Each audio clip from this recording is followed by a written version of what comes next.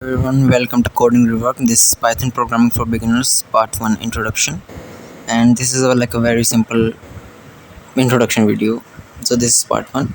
So Python Programming for Beginners. So what is programming? Programming in simple words is just we tell computers some instructions and we tell computers some things to do and the computer does it.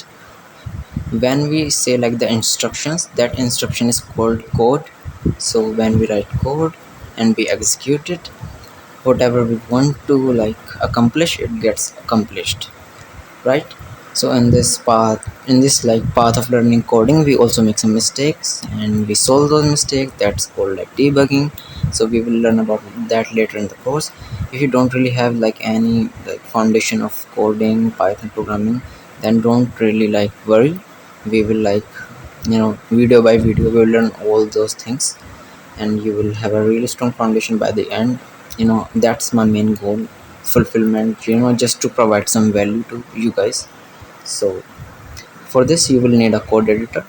So there are many editors out there like VS Code, PyCharm, Replit. So I'm using Spider. So you can also use Spider if you want to. So that's just up to you guys. Whichever code editor you feel comfortable with, use it.